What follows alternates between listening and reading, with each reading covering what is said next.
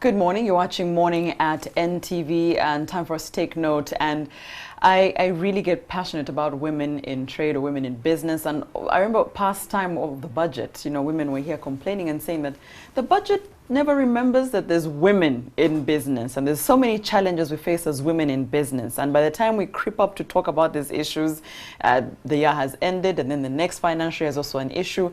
But over the weekend, there was a discussion with a couple of women's groups, and they talked about having regional banks for women specifically to target their access to finance in their businesses, to give them access to money, whether you're starting and you need some capital, or you're somewhere in the middle of your business and you're stuck.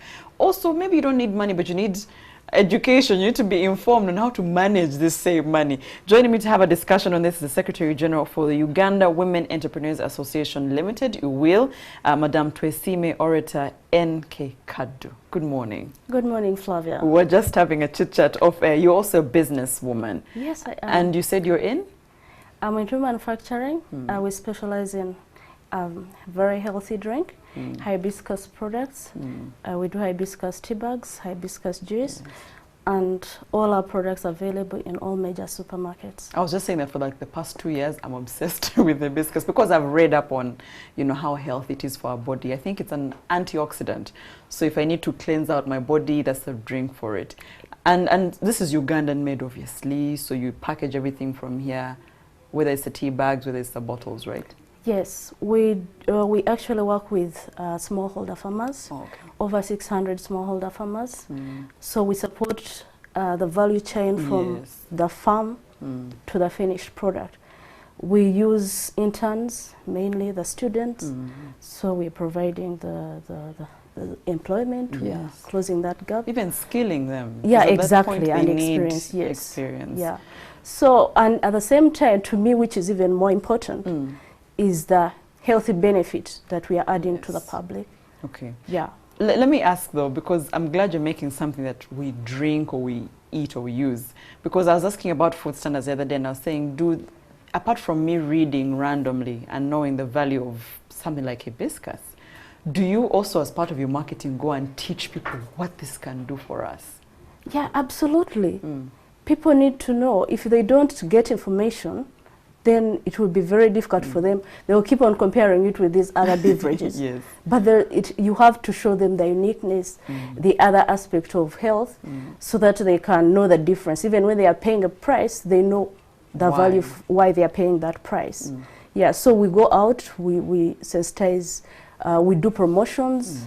All the supermarkets where we are, we carry out promotions to educate the customers on the benefits, the healthy benefits in hibiscus. Okay. Yeah. You are part of UWIL, and UWIL has actually started by women, and is pretty much run, if I can say it, by women for women. You know, in business, in trade, and I think they give everything from support to access to markets. And we want to start with inclusion of women in trade, because all of a sudden, I don't know if women have always been there in business and we never gave them the platform, or for some reason more women are taking part in business. Which do you think it is? Okay, first of all, as you've said, I'm a Secretary General of Uganda Women Entrepreneurs Association.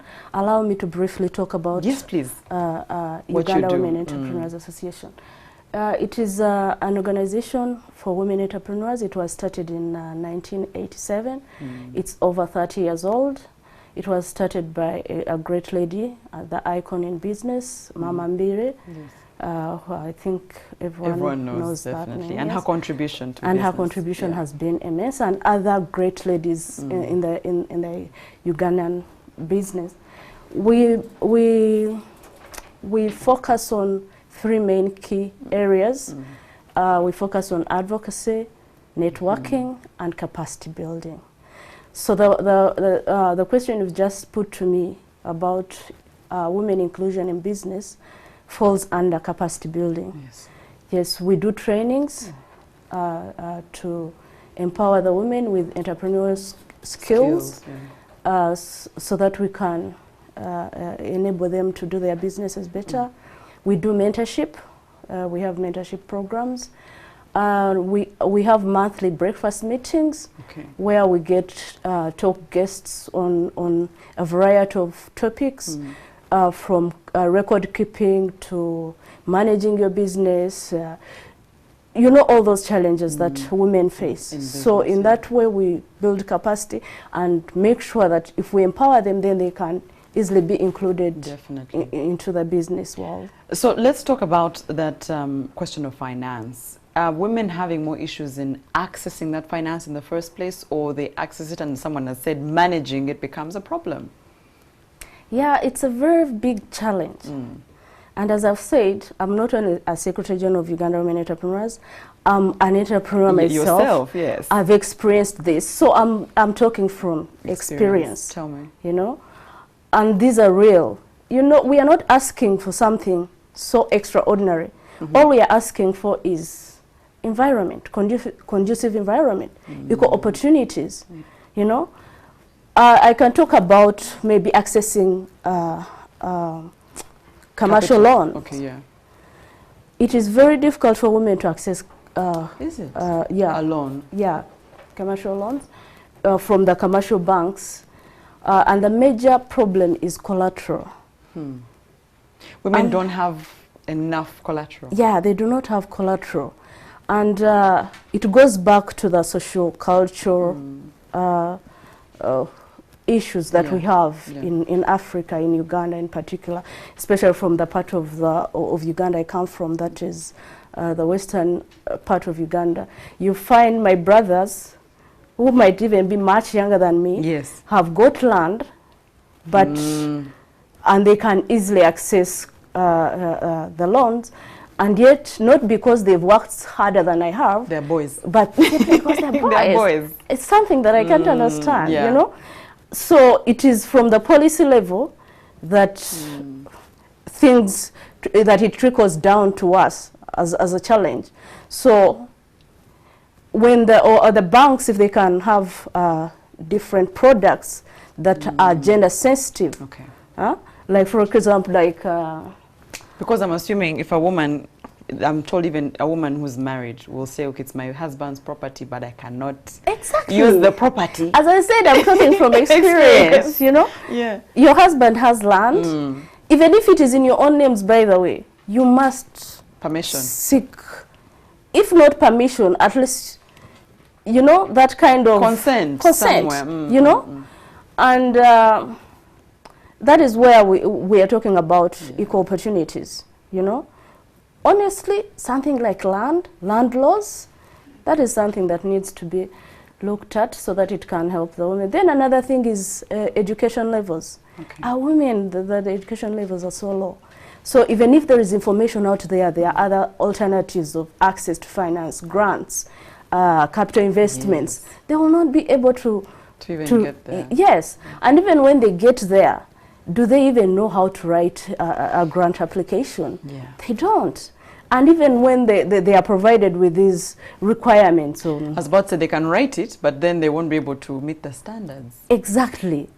No, the majority. I'm talking about the majority here. And when I'm talking, according to the MasterCard index of women entrepreneurs, they put Uganda at women-owned businesses at 34.8%. So that is the that's a kind of percentage I'm talking about. And if you looked at their education levels and access to knowledge and information, it is a very big challenge. So even if you have access to information, as you've rightly put it, still you have to meet all these different standards. Which, and the biggest challenge I've seen is record keeping. The women do not keep records. You cannot access any finances without And funny enough, records. I actually believe women are entrepreneurial and they can make that money. It's, as you said, it comes down to knowing how to put everything in line. Which brings me to that question of, so access to finance is an issue. You're saying the loans, because collateral. You're saying that a woman, if she's young, can't go home and tell her father, can I use this land? He would rather the son gets more access to that. So she's fighting 10 times harder than the brother and then if she's in a marriage setting, that's even a harder discussion. So say they get access to finance. Let's talk about being enough. I know there's never enough money. but perhaps a woman has an idea, but someone was saying that they also don't get enough money. Even there's maybe angel investors or whoever, they're not giving them enough. So their business at no point will compete with the man who has enough capital to move his business to the other. Why is it that the women are not trusted with enough money? No, actually, according to statistics, women are more trusted than men. And even when you look at records, they pay better. Yes. But the biggest challenge is, like, for example, us at Uganda Women Entrepreneurs Association, we realized that that is a very major challenge. So in 2004, we started a women circle, women investment circle. So this is, even me personally, it is a circle that has helped me. It is a circle you can access money up to 100 million without collateral. But you see, guess what? When you reach at a stage, like right now, I'm at a stage where I need over 100 million to invest in capital, like juice machinery of that magnitude. So what do? You go to the bank and they need collateral of more than 300 million. So how do you access that? So that good enough, I've applied to Makerere University Incubation Center. So I've moved my business that side. But how many people have that access? That opportunity? Who know that it exists? So the money that we access is limited. Even when we come in as Uganda Women Entrepreneurs Association to bridge that gap, we are also limited because we have so many women who need that money.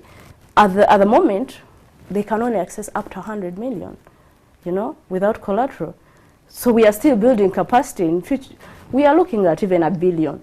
But it takes time. It takes us more time than the men who have collateral, and they can easily go and grow to bigger scales. Exactly. That suggestion of where you need a regional women development bank, at least for different regions, to tailor packages, as you had said originally, that perhaps the banks should also figure out how to work and say these women might need this, these women maybe didn't go to school enough, maybe these women come from this kind of cultural background and don't have enough money and access to finance.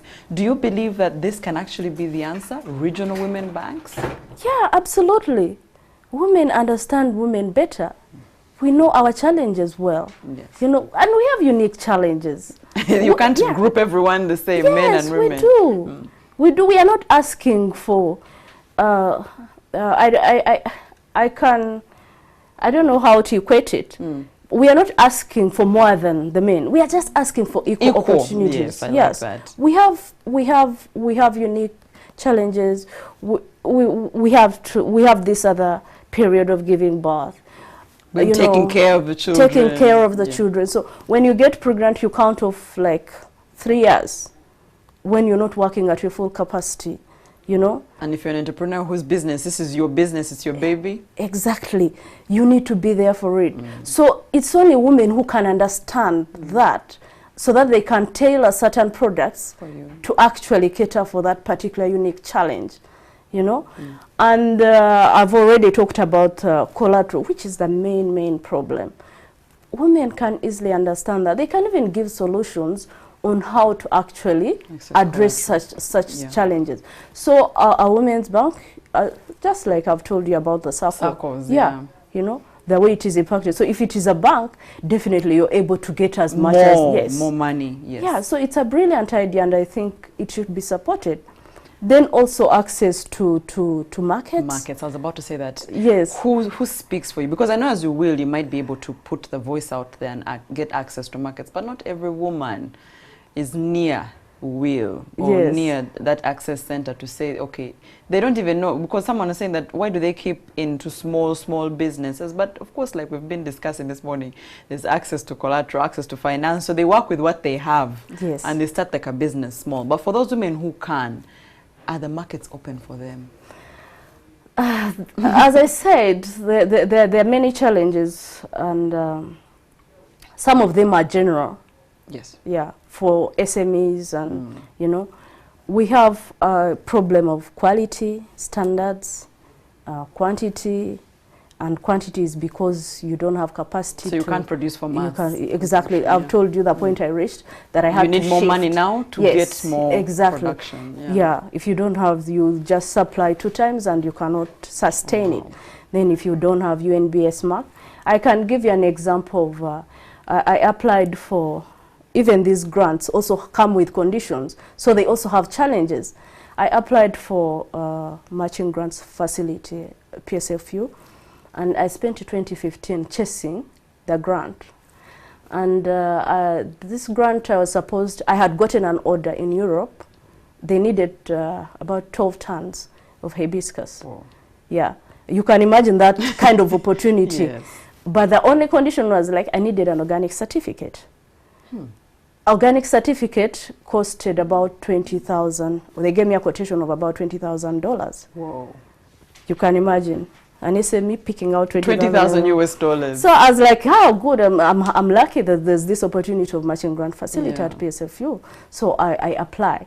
But you find that these grants already have conditions and have particular areas they would want to support. So I go there and they, instead of giving me an organic certificate, they're telling me, you know what, get a UN-based certificate. Okay. And yet I had already started the process of UN-based certificate, courtesy of Ministry of Trade. Yeah. There was a program that had enrolled us already, and I was already benefiting from there. But it took me a whole year chasing the grant. And you know what I resigned to? I said, I am not going to apply. Oh, no. As an individual entrepreneur, I'm not going to apply directly. Yeah, for grants again. What I'm going to do is I'm going to focus on selling my products because it is a sure deal of getting money. Yes. Yes. Yeah. Imagine. So even those, when there are those opportunities, there are those. Then there's also this agricultural loan. You can't access it. There are these opportunities, we know, they tell us they're there, but when you actually go there to get them, it becomes very difficult. You know, the processes. That process is too long, and now, like the agricultural loan, if you're supposed to get a loan at least 12% if you're in agricultural related business. Yeah. But when you apply, let's say, to a commercial bank, the commercial bank is supposed to give you 100% of the loan, and then the government reimburses 50%. But does that make business sense to the bank? No. It doesn't. So I'm telling you. So those interventions should be genuine and real, and really, it's only the women banks that can actually go down and develop the real products, and make sure that they are implemented. Okay, so it makes a lot of sense that we do need, women banks or women development banks, because they will tailor packages because they know. And as you said, women know women's issues. Exactly. So if you put them in the rightful power positions, these things will move on faster and long. Thank you so much to the Secretary General of the Uganda Women Entrepreneurs Association, also a businesswoman, to Esime Orator N.K. Kadu, for joining me in this conversation. And thank you for sharing as a businesswoman. It makes a lot of sense. Thank you to Flavia for hosting me. It's a great pleasure being here. And thank you for taking hibiscus. I hope you're taking more hibiscus. Well, I need to now buy from you. You know, we always say buy Uganda, build Uganda. So I'm going to definitely support you. Yeah, I'm not surprised because you look a hibiscus consumer. Thank you. That's it for Morning at NTV. Have a good day.